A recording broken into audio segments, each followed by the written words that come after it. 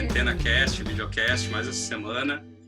Eu e meu amigo Rodrigo Tavares aí seguimos falando de escrita, livros, mercado editorial e tudo mais. E hoje a gente vai falar de um assunto que geralmente é polêmico, muito frequentemente treta, muito frequentemente divide opiniões, e que é se cabe ou não cabe rótulo na literatura, se existe ou não existe essa história de alta e baixa literatura de gênero, e aí como que isso se desdobra em prêmios literários, mercado e tudo mais. E para nos ajudar a conversar sobre essa história, hoje a gente chamou o Bruno Ribeiro, nosso amigo aí, e eu passo para o Rodrigo, que vai fazer as honras da casa, e a gente já segue conversando. Hoje o assunto é treta, hein, Bruno? Já te prepara. Apagar o fogo com gasolina hoje aí. Eu vou ficar quieto hoje, porque eu vou deixar vocês falar. Bruno Ribeiro, então, mineiro radicado na Paraíba, escritor, tradutor e roteirista, mestre em escrita criativa pela Universidade Nacional de 3 de Fevereiro, lá na Argentina, autor do livro de contos Arranhando Paredes, dos romances Eu Tenho Aqui o Febre de Enxofre, Glitter, entre outros. Foi um dos vencedores do concurso Brasil em Prosa, promovido pelo jornal O Globo e pela Amazon, finalista do Prêmio Sesc de Literatura 2016 e do Prêmio Kindle de Literatura. Bruno, vou começar já assim, ó, uma pergunta para sacanear e a gente depois seguir debatendo, tá? Manda pedra aí. Me diz aí por que no Brasil é feio ser best-seller? Cara, primeiramente aí, boa noite para vocês. Muito bacana estar sendo convidado aqui para falar. Gosto muito do que vocês escrevem. E, cara, é difícil pensar nessas formas, assim, porque... Deixa eu ver como posso dizer isso, sem ofender ninguém. Esse é o problema desses assuntos. Não, mas a pergunta era só para sacanear. A gente pode começar do começo. Não, dá pra pensar. Eu não acho que seja feio. Eu acho que é tanta coisa para se pensar assim, sabe? Tipo, ao contrário do que muitos mercados um pouco mais maduros do que o nosso, né? Que vem o best-seller como uma coisa bacana, uma coisa interessante. Aqui a gente vê realmente muitas vezes como uma falta de mérito, né? Ou já começa a pensar, não, esse livro é best-seller porque ou está numa editora X, ou porque o escritor é conhecido de não sei quem, e por causa disso o livro vendeu muito, ou é porque é um livro ruim, o povo só quer coisa ruim. Eu não acredito muito nisso, por mais que, obviamente, livros best-seller geralmente são livros, enfim, ou com uma linguagem mais fácil, uma trama que a pessoa consiga, né, mastigar de uma forma mais acessível. Só que eu acho que é um problema mais profundo. Você pega um livro, sei lá, o Giovanni Martins, por exemplo, O Sol na Cabeça. Eu tenho comigo que esse livro vendeu bem. Acho que sim. Acho que ele vendeu bem, assim. Acho que ele já tem não sei quantas impressões desse livro. Enfim, vendeu bem. É literatura, né? Uma literatura que costura, né? Geralmente a gente não vê vendendo tanto, que é conto. Uhum. E vendeu. Agora, por que vendeu? Porque a editora impulsionou muito o livro, divulgou pra caramba esse livro, fez um trabalho com o autor enorme. No dia que o livro saiu no jornal, saiu em vários jornais, saiu no Globo, saiu no Estadão, saiu em vários jornais Folha, no mesmo dia, né, Bruno? No mesmo dia, ele já estava sendo traduzido em não sei quantos outros países, então tem uma coisa aí, entendeu? Daniel Galera com Barba e Sopada de Sangue foi parecido. Teve esse mesmo sistema aí. O livro saiu, mal saiu, já foi traduzido para a Holanda, não sei aonde. Então, um livro, para ser um best-seller, ele tem que ter um trabalho por trás. E eu vejo que as editoras, muitas vezes, elas tendem a financiar mais livros ou traduzidos de fora, porque eu acho que dá menos trabalho, o cara traduz um livro, enfim, o livro já vem com o nome, né? Já vem trabalhado, nome, né? Então, é só traduzir e jogar no mercado, entendeu? É bem mais fácil que você pegar um autor, divulgar ele, fazer toda uma preparação. Então, eu acho que é uma questão aí de ver como as editoras, o próprio mercado pode tentar impulsionar mais os autores. Uhum. Não acredito muito que só Harry Potter possa ser best-seller, por exemplo. Eu acho que tem como a gente ser best-seller também. Agora Quem sabe, tomara, né? Tomara. Não, você mesmo, pô. Tavares mesmo. Eu acho que tem uma literatura que pode chegar em muita gente, entendeu? Mas é difícil, né, cara? Você bota teu livro no mundo. E aí? Não é só botar no mundo difícil. E a gente ficar postando, sabe, a editora divulgando. Não é tão fácil. Tem que ter um trabalho por trás aí pro livro chegar, senão não chega, não. E cada livro tem uma história, né? É difícil. Eu tenho a impressão que, às vezes, a gente... É quase como se a gente importasse da música essa ideia, assim, do do best-seller e do que não é best-seller, sabe? Porque na música também tem muito essa história, assim, essa tentativa de rotular no sentido de que, pá, se é música pop, Se é pop, não é bom. então não Exatamente. presta, não é bom, né? Se faz muito sucesso, então provavelmente não é tão bom quanto aquela música que é mais alternativa ou mais obscura, e eu tenho a impressão que a gente importa um pouco disso para a literatura, mas eu entendo assim, eu entendo essa classificação quando a gente trata de extremos, porque quando a gente pega os extremos é fácil perceber assim um livro ruim que é best-seller, mas que você tá percebendo que é ruim, ele não é ruim Sim. porque é best-seller, é ruim porque é ruim, né? Não tem Exato. qualidades que tornem um livro, pelo menos de acordo com os nossos critérios, um bom livro, né? E quando você pega também aquilo que a gente chama de alta literatura, ou que o mercado costuma classificar como alta literatura, é fácil entender porque aquele é um bom livro também, né? Agora, eu acho que o negócio começa a ficar meio nebuloso quando você tem livros que começam a ir mais para o meio e ficar nessa área cinzenta, assim, né? Porque Sim. tem livros que, por exemplo, o que se costuma às vezes atribuir como um livro que é, a gente entra numa outra classificação, que é a literatura de entretenimento, né? O que se classifica como literatura de entretenimento? O que tem, o que geralmente aposta em estrutura, que tem uma estrutura que é fácil, que prende o leitor. Só que isso é um problema porque é muito fácil de a gente encontrar livros que se encaixam nesse critério de alta literatura, mas também tem enredo, né? São Com livros certeza. de enredo. Uma Então, dicotomia pobre, né? Eu acho ela muito pobre, essa separação. Assim. Eu também. Muito E eu acho pobre. importante a gente, enquanto escritor, trazer esse tipo de debate, porque entre os próprios escritores a gente acompanha conversas às vezes sem querer, mas incentivando essa divisão, e é uma divisão Exatamente. injusta, né? E alta literatura tem muita coisa ruim também. Muita coisa É ruim. verdade. Pega de vários temas já batidos ou reproduz aqueles lugares comuns da alta literatura, segue a cartilha, né, do que é das formas, do trabalho com linguagem, e é um clichêzão também, é ruim. Então, a ruindade não é só do que eles dizem enquanto entretenimento ou best-seller, né? sim. Então, é um pouco pobre, assim, falar que só um tipo de literatura é ruim, sabe? Porque vende muito, talvez, enfim. E aí também talvez entre uma questão que é muito mercadológica, né? Do próprio mercado ter essa necessidade de encaixar esses rótulos por questões de mercado mesmo, né? Porque, enfim, talvez facilite para os caras, para esse livro, determinado livro, encontrar o público dele, ou para os caras conseguirem encaixar numa ilha de divulgação de uma cultura, de uma saraiva, ou numa prateleira certa, ou mandar para o youtuber que vai conseguir resenhar esse livro melhor, né? Então começa a entrar um monte de questões de mercado que eu acho que muito provavelmente pautam essa necessidade de rotulação, né? Sim. Eu acho que os gêneros e o próprio rótulo, eles operam um pouco como um pacto prévio com o leitor. Ele tem uma função porque ele antecipa o que está por vir, né? Você meio que diz aquilo ali, o livro é sobre isso. O cara já sabe que o livro é sobre tal assunto, enfim. É uma antecipação. Só que eu não sei se é um pouco do Brasil isso. Você pega, sei lá, na Argentina, por exemplo, a literatura que se consolidou lá é muito antirrealista.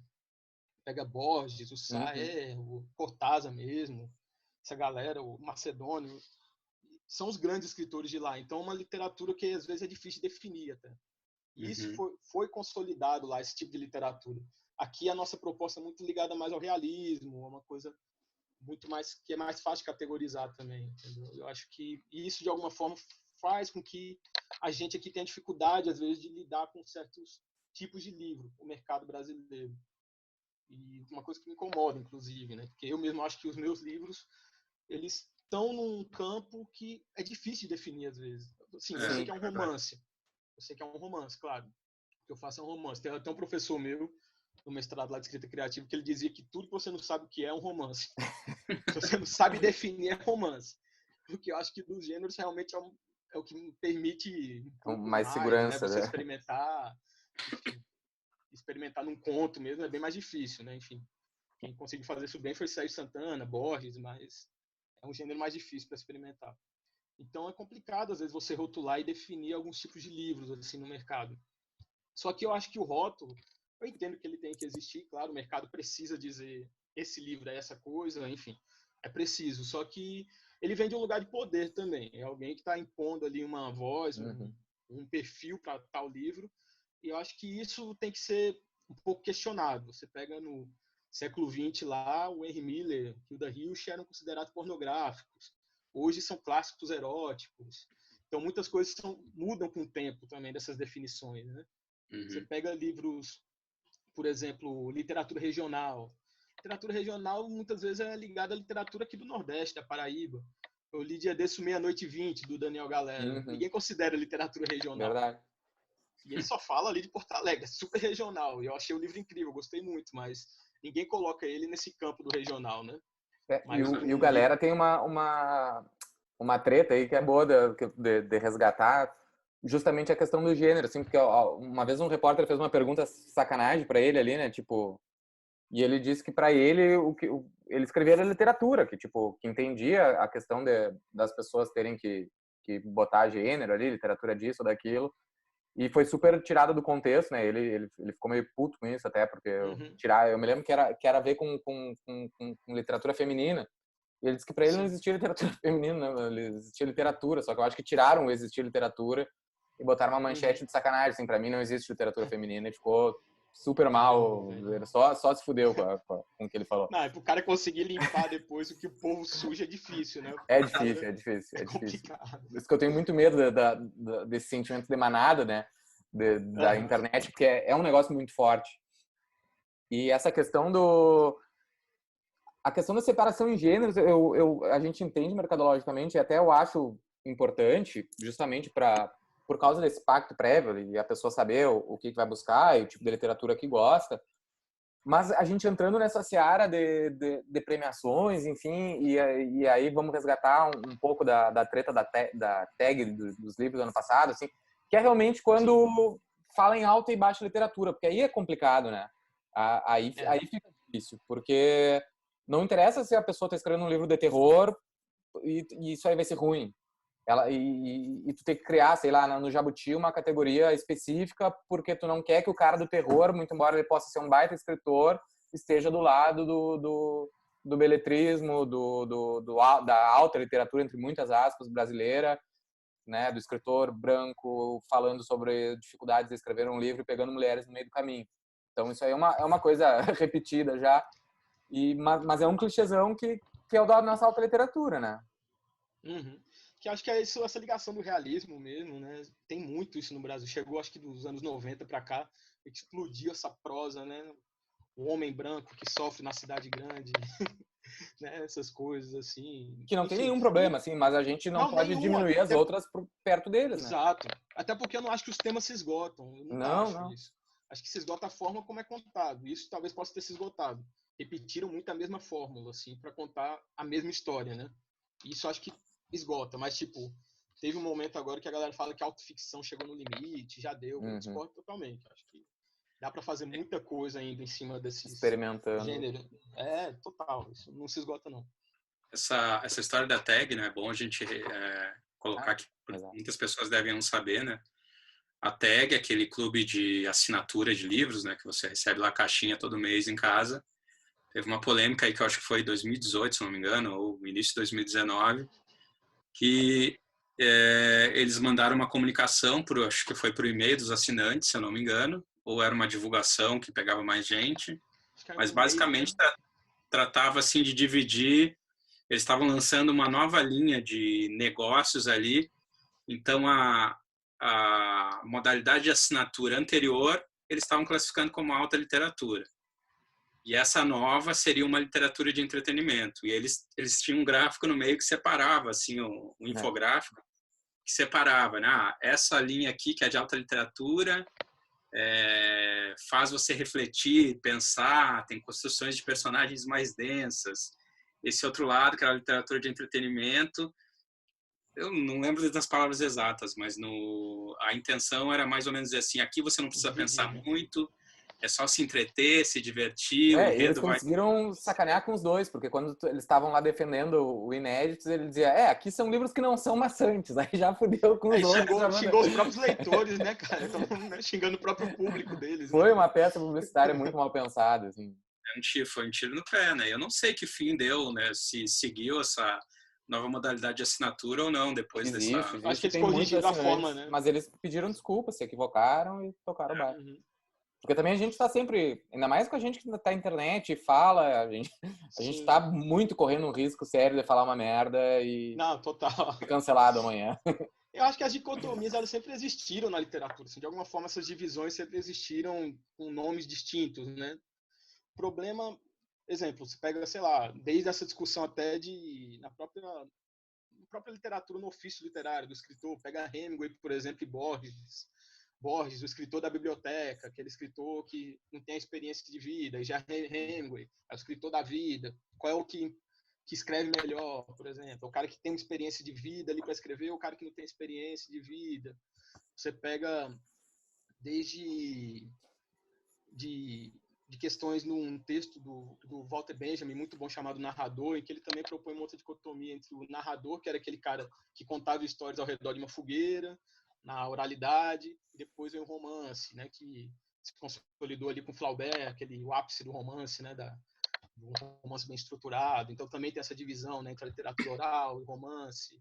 Então existem muitas, assim, né? Existe o processo e o resultado, que foi uma que o César Aira, um escritor argentino, propôs também, que escritores ligados ao processo são aqueles mais radicais, que experimentam mais na linguagem, e o resultado é aquele que propõe uma coisa mais bem acabada, mais bem estruturada e pensada no leitor. Então, enfim, que é quase essa coisa, talvez, do entretenimento, literatura mais ligada ao entretenimento, ou uma literatura mais ligada à forma. Então, elas existem. Eu não vejo problema nas divisões, em propor divisões. Inclusive, até falando do Buti, quando ele veio com essa ideia, eu achei interessante. Só que o problema foi o que o Tavares estava falando.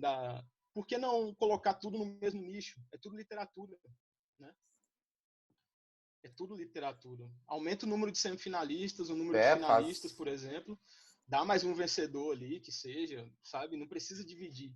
Porque no momento que você divide, você anula. Você está falando que o cara ali da forma não pode ser entretenimento e o entretenimento não pode ter um trabalho de linguagem com a forma. Então, você reduz muito. Eu acho que a literatura é um campo que você tem que ampliar as possibilidades, não reduzir, né? Então, me incomodou muito, assim. Tanto isso da TAG quanto até do Jabuti, eu acho empobrecedor demais, assim, para a literatura. Sem falar que eles podem ter criado um problema aí, porque, de novo, eu volto com essa história dos extremos, né? Tem livros que vai ser muito fácil de identificar em que categoria você consegue escrever, mas tem outros que vai ser muito difícil, porque tem um monte de livros que se encaixam na categoria do que eles estão chamando de romance literário, que tem enredo, que prende, que vira página, sabe? Na verdade, assim como vai ter um monte de livro de entretenimento, né? que pode... Corpos Secos, que saiu agora, tá? Onde é que se inclui? Onde é que se enquadra? Aquele livro Corpos Secos. É super de entretenimento, mas também, 4 escritores, né? Tem todo um experimento ali. Braulio Tavares da vida. Eu não sei, exato, o que eu ia dizer, eu não sei qual é a experiência de vocês, mas tipo, eu sou uma pessoa que tento pensar na estrutura do meu livro, tento usar as ferramentas, unidade de ação, unidade temática, estudo, para conseguir tentar contar uma história de uma forma bem contada, mas tipo, eu tenho que pensar na experiência do leitor também, né? Eu tenho esse compromisso de tentar fazer que a pessoa, ainda mais hoje em dia, alguém vai pegar um livro nosso e tu vai fazer o cara sofrer. Eu tenho uma analogia ridícula aqui, mas que quando uma pessoa te dá um mate e o mate está trancado, mate é para ser uma coisa boa, não é para ser um sacrifício. E leitura para mim é a mesma coisa. Mate trancado não quero, eu não vou tomar. Então a gente tem que tentar chegar num meio campo. E aí é justamente o que o André disse. Se a gente chega nesse meio campo, aonde é que eu vou inscrever? Aonde tem menos inscritos para ter mais chance? Sei lá, né? Exatamente. O cara pensa na hora, né? Pô, deixa até o último dia ver quantas pessoas tem em cada um. Vou nessa. Exatamente. O que eu tava falando para vocês, essa dicotomia é muito antiga, cara. Eu acho que retomar ela no século XXI, com tantas novas formas de se pensar literatura, de se fazer literatura, ainda bater nessa mesma tecla, eu acho que não faz sentido algum, sabe? Mas a gente tem que ver a origem, eu acho. A origem dessa divisão. Você pega o curador, por exemplo, do Jabuti, é um cara que tem uma editora que publica best-seller, um cara que tem no meio dele pessoas do best-seller, entendeu? Então tem que ver quem vão ser esses caras que vão estar no semifinal ali, na final desse romance de entretenimento. Será que vai estar, sei lá, o Tavares aí? Será que vai estar uma galera que não tem uma repercussão tão grande, uma editora para, né, empurrar para cima? Será que não vai estar só os amiguinhos dele, dessa galera? Então, eu acho que tem uma questão aí que não é a democratização, como eles dizem, né? Ele propôs, não, é para democratizar, mas não é. Não é. Se fosse, colocava tudo no mesmo balaio, tudo literatura. Se fosse para democratizar, não era R$700 a inscrição do Jabuti, por exemplo. Já começa aí, exatamente. Já começa aí. É um absurdo. Você pagar tanto por um prêmio, enfim, acho que eu posso estar falando bobagem agora, mas acho que não existe isso em nenhum lugar. Assim. Um dos principais prêmios de um país ser um prêmio pago, eu acho muito difícil existir em outro lugar do mundo. Se eu falar bobagem, alguém me corrige aí, por favor, mas eu acho que é complicado, né? Inclusive, eu e o Rodrigo, a gente estava conversando hoje, né? A gente não vai citar nomes de editoras aqui, mas a gente já aventou a possibilidade. Nós vamos tomar ferro, a possibilidade, assim, será que... A carapuça servir. Será que não tem grandes editoras usando esse pretexto aí de boicotar o evento para economizar uma graninha na inscrição? Não duvido, velho. Eu acho que sim. Eu fico com pena dos autores que tiraram do bolso. Tem muito autor que tirou do bolso, eu fico com pena. Aí é foda. Porque tem editora aí deixando na mão dos autores decidir enfim, se escreve ou não escreve o livro. Por causa da outra polêmica, né? Só por causa da polêmica do curador, Polêmica em cima de polêmica, viu? É só polêmica. Não, digo, esse vídeo aqui tem tudo pra gente tomar um ferro, né? Então, vamos ser louco cancelado do meio literário. Nós somos loucos, marcar um negócio desse. Não vamos mais ganhar Jabuti, não... exatamente. Esses aqui, né, são loucos. Eu ia mandar meu livro pro entretenimento, pra ver se eu ganhava lá no entretenimento. Já era. Que barbaridade. Cara, mas eu acho que tem muito... Assim, eu já vi esse curador, já conheço ele um pouco. Alguns eventos que eu participei, eu já tinha visto. Eu acho que ele subiu de uma forma, esse posto, que ninguém sabe muito bem como, acabou que subiu lá, tem esses contatos, aquela coisa, né? Para subir em postos de poder, né? Ninguém sabe muito bem como as pessoas chegam até lá, mas chegam. Mas... Ele estava naquela flip, né, que a gente foi, eu lembro dele lá. Exatamente. Então, esses caras chegam e eles têm uma visão muito... Não sei, cara, mas é sempre muito ligado aos Estados Unidos. Nos Estados Unidos é assim. Mas, cara, os Estados Unidos é um mercado tão distante do nosso para alguém querer espelhar. É o outro? Se espelha na América Latina, pelo menos. Sei lá, até a França, acho que tem... Eu tava vendo um documentário no Netflix que é do lançamento... Claro, que é a Michelle Obama, tá? O lançamento do... Tem um documentário do livro dela ali no Netflix. Eu vi esse doc. Tu viu? Claro que é a Michelle Obama, mas... Monstruoso, né, cara? O evento do lançamento, cara, era, sei lá, em todas as capitais, não sei em quantos... Era estádio de futebol um apresentador lotado, diferente, cara. Né? Muda o apresentador em cada lançamento. É colossal. Lá o negócio é pesado. Os caras fazem turnê mesmo de lançamento. O Jonathan Franzen veio aqui no Brasil, pô, na Flip, ele ficou sabendo que vendia 20 mil livros aqui, achou pouco. Achou pouco. Quem? O Jonathan Franzen, o Fraser. Sou um fracasso no Brasil. Ele achou pouco, velho. Porque é outro sistema, entendeu? Eu acho que a gente tem que se comparar com coisas mais compatíveis, assim, com o que é o Brasil, entendeu? Porque eu lembro que esse curador, quando deu a polêmica do romance de entretenimento e o romance literário, ele falou, é por isso que a gente não ganha Nobel. Porque quando a gente propõe uma coisa nova, o brasileiro, a gente quer um puxar o outro para baixo, nesse meio. Eu falei, velho, olha a bobagem que ele tá falando, tipo... É aquelas associações que não tem nada a ver uma coisa com a outra. Nada a ver. Você tá empobrecendo a literatura fazendo uma divisão dessa. É totalmente contrário, entendeu? Enfim, são essas coisas que incomodam. Essas pessoas com ego inflado, que tomam essas posições de poder. E é uma pena uma pessoa dessa abrir a boca desse jeito, cara. Porque, tipo, a editora que ele trabalha ali, que ele é proprietário, eu acho...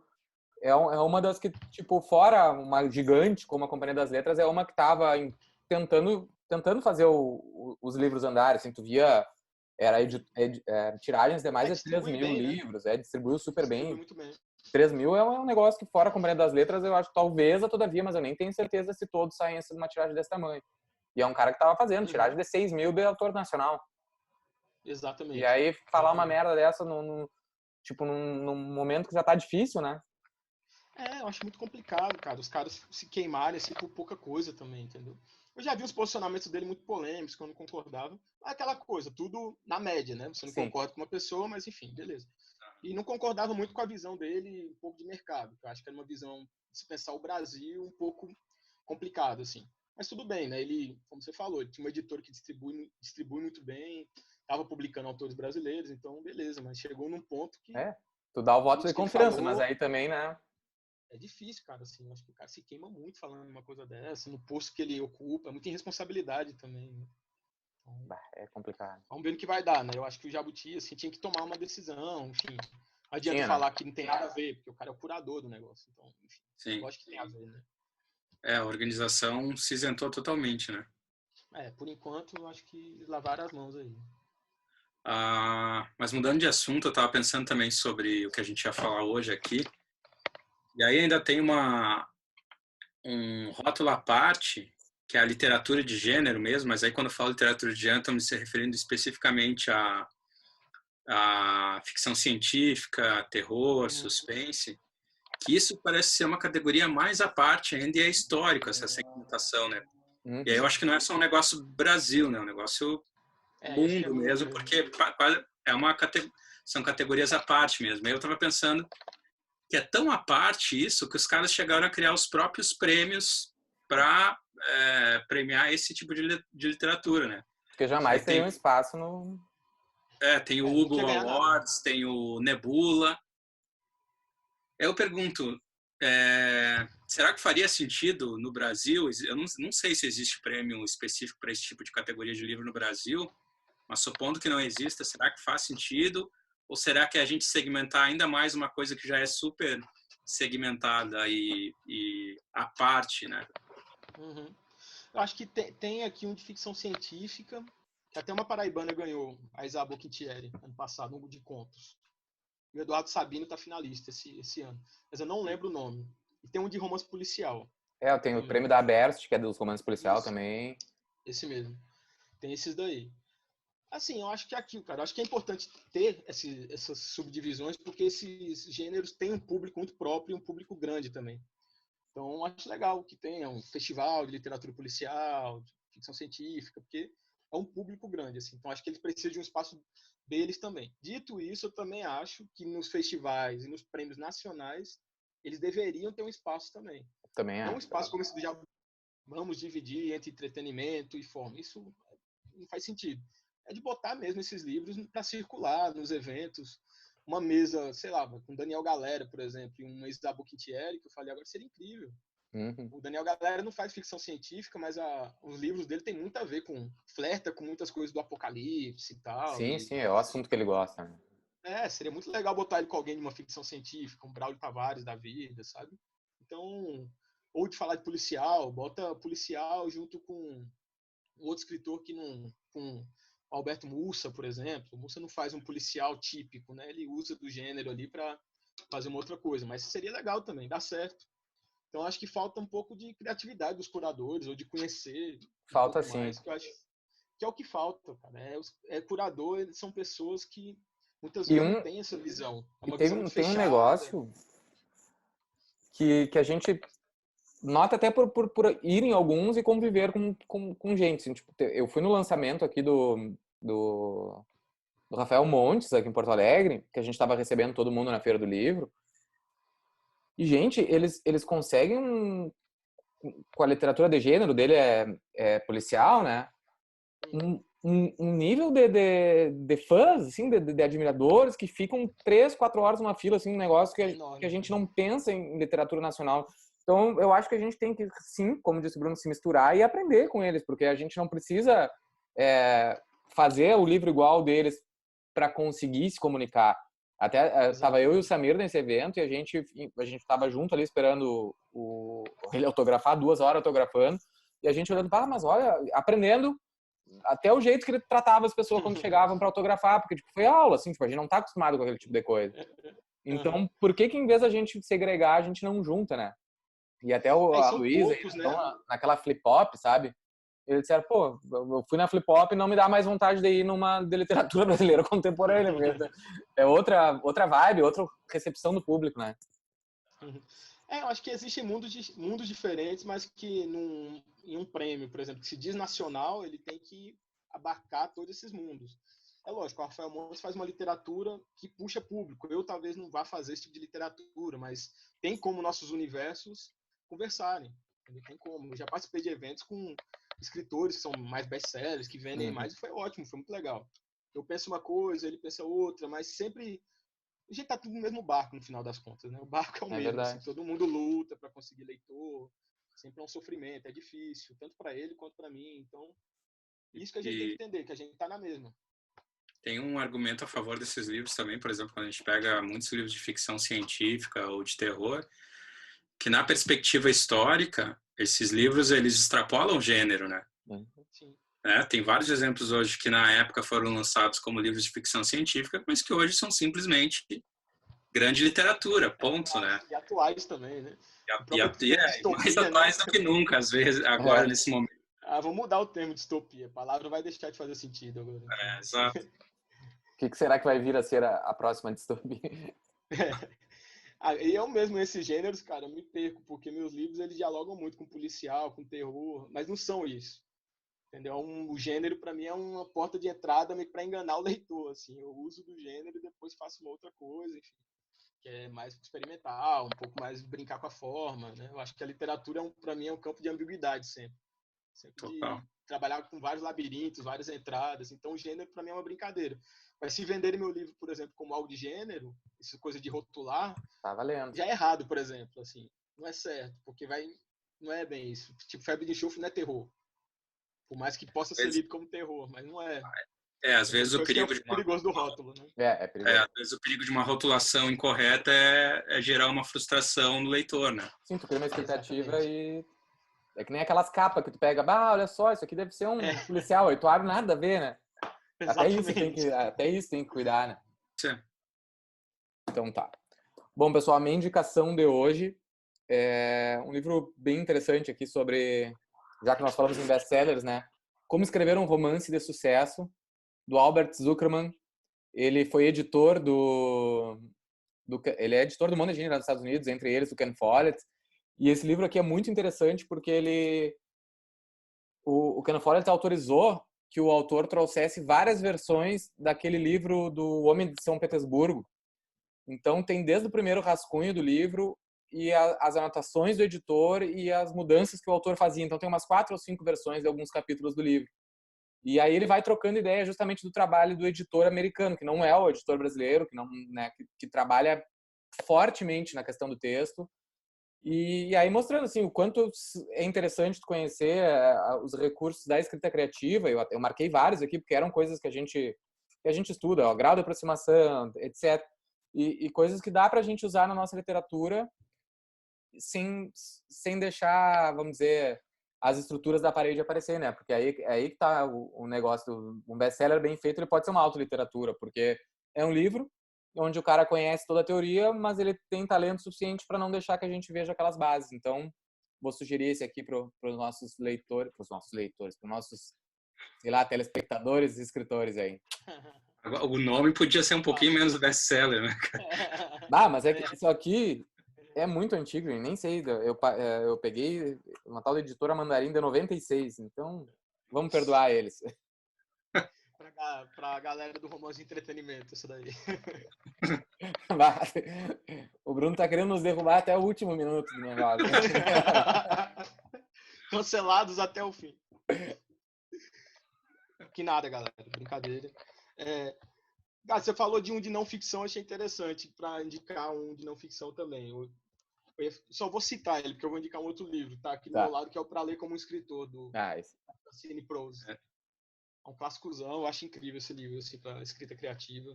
Que ela esmiuça cada tópico, né? Frase, parágrafo, personagem, enfim. Mas eu vou indicar um que eu acho que é tanto entretenimento quanto alta literatura. Alta literatura é um termo terrível, né? Mas enfim, uma forma, né? Um livro com uma linguagem muito bacana, que é Os Despossuídos, da Ursula K. Le Guin. Que é uma ficção científica, né? Essa é a capa nova, essa dele? É da Aleph. Livraço, cara. Eu nunca li esse aí, vou anotar aqui a dica, então. Isso é legal da Aleph, né? A Aleph se posicionou como uma editora muito nichada, assim, né? Eu acho bacana quando a editora faz isso. É porque eles têm muito público, né? Aquilo que a gente tá falando, essa literatura de ficção científica, policial, tem um público grande. Então, acho que a Darkside fez isso também, né? Ela é bem nichada. É bem nichada. E o legal dos Despossuídos é isso. Acho que é a prova cabal que, enfim, tem como fazer um grande entretenimento com forma, linguagem, uma boa construção de personagem, mas que ao mesmo tempo fuja do lugar comum, né? A Úrsula, ela é uma escritora de ficção científica que fugiu totalmente de muitos dos parâmetros assim do que consideravam certo, né? Ela transgrediu bastante. Esse Despossuídos, ela fala de 2 planetas, que é um planeta anarquista e um planeta um pouco mais capitalista, um pouco de como é o convívio desses planetas, e que o ponto de partida, assim, digamos, o incidente excitante, né, desse livro é um momento que um cara desse país dos anarquistas vai conhecer o país capitalista e ele tem que lidar com esse choque de cultura, com essas novas perspectivas de um novo mundo que ele não está acostumado. E o legal é que ela não pega leve com nenhum dos dois, assim, o que seria o país anarquista, o mundo anarquista, que seria um paraíso, mas ela meio que bate também nele, e ela não pega leve com nenhum desses dois caminhos. Ela até chama o livro de uma utopia ambígua. Então, é um livraço. Um paraíso pero no mucho. Exatamente. E é um livrão aí, Bom, acho que vale o papo. A minha edição, a minha sugestão não tem nada a ver com o tema de hoje. Eu vou sugerir um não ficção, mas é porque eu achei o livro muito impressionante e se chama Sonhos do Terceiro Reich, com o que sonhavam os alemães depois da ascensão de Hitler. Aí essa autora, que é a Charlotte Beradt, ela faz um negócio muito impressionante, assim, que na ascensão do Hitler, em 33, ela começa a entrevistar um monte de gente e perguntar sobre os sonhos dessas pessoas. Então ela pega gente das diferentes estratos sociais, diferentes profissões e começa a coletar os sonhos de todas essas pessoas. E ela faz isso até 39. Então ela monta um tipo de termômetro onírico assim da ascensão do totalitarismo ali do nazismo. E os sonhos são bem impressionantes, assim. Alguns chegam a ser até meio preditivos, sabe? Aí o que acontece? Como é um material que é muito subversivo na época, ela foi coletando e com medo de ser pega, ela ia mandando para fora do país, para outros escritores que ela conhecia, para outras pessoas, tudo cifrado. Aí ela veio publicar isso só em 66, quando ela já está no exílio, que daí ela recupera tudo que ela tinha mandado para outras pessoas. E aí sim ela escreve o livro de fato e lança em 66. Mas é muito interessante, eu recomendo, assim. Já que a gente já vai ser cancelado depois dessa treteira aí, me diz que não vai fazer isso do nosso momento político aí, Tim, vai fazer uma entrevista. Nada, vai ser cancelado é o cara lá do Jabuti lá que vai ser cancelado, galera. Não. Tá prestes, hein? Tá prestes. Tá prestes. A gente tá de boa. A gente conseguiu, acho que não ofender ninguém no vídeo. Acho que passou, acho que a gente ficou de boa. Bom. Então é isso, né, pessoal? Obrigado aí, Bruno, pela participação. Foi massa o papo. Valeu. Obrigado a vocês, muito legal. Enfim, se você é uma das 4 ou 5 pessoas que assiste o vídeo até o final, obrigado. Compartilha aí, galera. Compartilha, indica para todo mundo. A gente está tentando diminuir, mas é uma longa caminhada, né, Tim? A gente conseguir a concisão. Bruno, obrigadão pela participação. A casa é tua, quando quiser voltar aí, nos avisa. Obrigado pelo convite, galera. Muito massa mesmo, gostei. Continue aí, tá muito legal. Aproveitar esse momento aí para ver se a gente distrai um pouco o pessoal, né, na quarentena. É isso aí. E leiam nossos livros. Por favor, nos transformem em best-sellers. Exatamente. Façam a gente ganhar o Jabuti. Não esse ano, nos próximos. Nos próximos. Valeu então, pessoal. Até mais. Obrigadão. Tchau, tchau. Valeu, tchau.